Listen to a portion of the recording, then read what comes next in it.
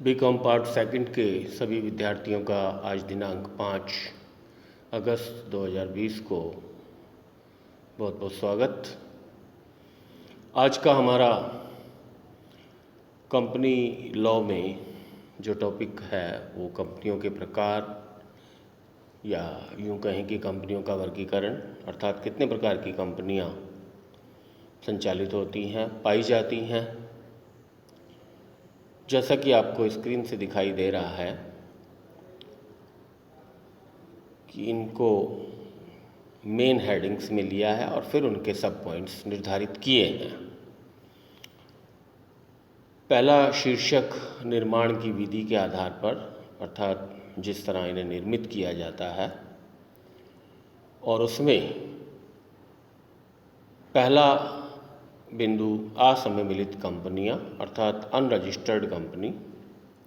नाम से स्पष्ट हो रहा है जिनका कि किसी कंपनी अधिनियम के अंतर्गत पंजीकरण नहीं होता, बल्कि उन्हें कंपनी एंड कंपनी आदि शब्दों का उपयोग करके संबोधित किया जाता है, बुलाया जाता है या उनका नाम रखा जाता है। लेकिन ये किसी प्रकार से भी किसी भी दायित्व के अंतर्गत निर्धारित नहीं होती हैं, इसलिए इन्हें असम्मिलित कंपनियां कहते हैं। इसी तरह दूसरा प्रकार है सम्मिलित कंपनियां, अर्थात भारतीय कंपनी अधिनियम 2013 या पूर्व के किसी कंपनी अधिनियम के अनुसार पंजीकृत कंपनी अगर कोई है तो वह सम्मिलित कंपनी कहलाती है, रजिस्टर्ड कंपनी कहलाती है, जिसका कि सम्मेलन रजिस्ट्रार के यहाँ हो चुका है। इसी तरह शाही अधिकार पत्र द्वारा, अर्थात शाही फरमान, इसका उदाहरण हमारे यहाँ ईस्ट इंडिया कंपनी या बैंक ऑफ इंग्लैंड है, जिनके नियम, शर्तें आदि सभी शाही फरमान द्वारा ही निर्धारित होते हैं या हुए हैं और उसी के अनुरूप ये संचालित भी हुई हैं। इसी तरह वैधानिक कंपनियां जो विधि विधान के अनुसार स्थापित हुई हो उन्हें वैधानिक कंपनियां कहेंगे। कंपनी अधिनियम के अधीन कंपनियां, अर्थात भारतीय कंपनी अधिनियम 2013 या उससे पूर्व के किसी अधिनियम के अनुसार सम्मिलित कंपनी भारतीय कंपनी अधिनियम के अधीन स्थापित कंपनियां मानी जाती हैं। इसी तरह दायित्व के आधार पर जहाँ तक दायित्व का प्रश्न है, निम्न कंपनियां या इस प्रकार की कंपनियां दायित्व के आधार पर स्थापित होती हैं या हो सकती हैं। उसमें पहली कंपनी का प्रकार स्क्रीन पर दिखाई दे रहा है। सीमित दायित्व वाली कंपनियां, सामान्यतः यही कंपनियां इस समय संचालित हैं। ऐसी कंपनियां जिनके अंशधारियों का उनके द्वारा क्रय किए गए अंशों के मूल्य तक ही दायित्व सीमित होता है, उससे अधिक उनका दायित्व नहीं होता। यदि उन्होंने एप्लीकेशन के साथ या अलॉटमेंट के समय या कॉल्स के द्वारा अपना दायित्व पूर्ण कर दिया है तो उसके पश्चात उनसे कोई शेष पैसा नहीं मांगा जाता। ऐसी कंपनियां सीमित दायित्व वाली कंपनियां कहलाती हैं। अंशों द्वारा सीमित दायित्व, जैसा कि उपरोक्त बिंदु में ही मेरे द्वारा स्पष्ट कर दिया गया है, पूंजी वाली अथवा बिना अंश पूंजी वाली गारंटी द्वारा सीमित कंपनियां, जिसमें अंश पूंजी निर्गमन हो या अंश पूंजी निर्गमन नहीं हो, अंशधारी गारंटी लेता है और उस गारंटी तक ही उसका दायित्व सीमित होता है। उसके बाद एक अन्य बिंदु असीमित दायित्व वाली कंपनियां, इनके लिए भी भारतीय कंपनी अधिनियम के प्रमुख प्रावधान इसी प्रकार हैं। अर्थात असीमित दायित्व वाली कंपनियां जो हैं उन पर भी यही अधिनियम लागू होता है, लेकिन मैं आपकी जानकारी के लिए स्पष्ट कर दूं कि असीमित दायित्व वाली कंपनियां अब नहीं के बराबर हैं।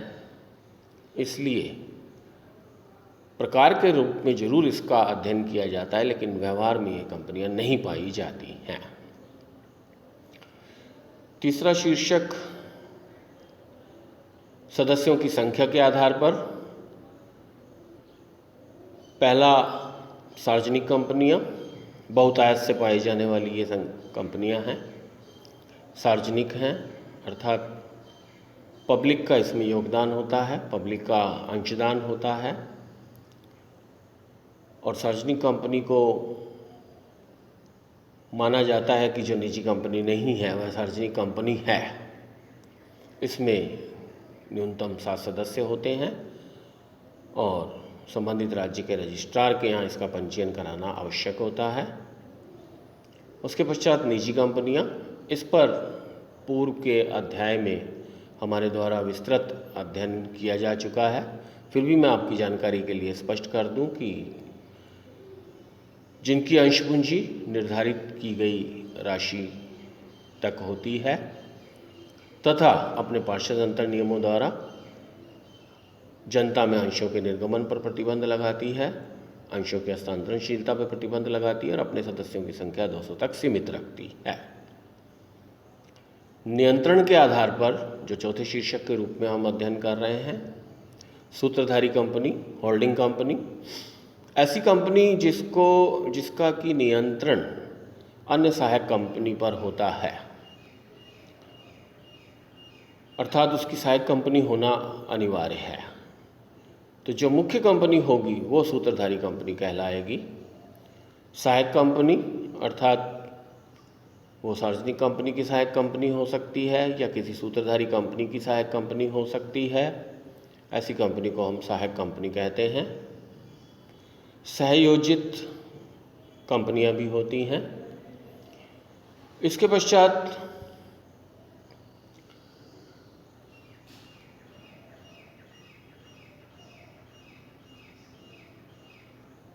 इसी तरह अन्य कंपनियों के प्रकार भी आपको बताए गए हैं जो आप पुस्तक की सहायता से इनका अध्ययन कर सकते हो। जैसे एक बिंदु आपके स्क्रीन पर दिखाई दे रहा है, सूचीबद्ध कंपनियां, अर्थात जिनका कि स्टॉक एक्सचेंज में लिस्टिंग कराया जा चुका है वो सूचीबद्ध कंपनियां कहलाती हैं।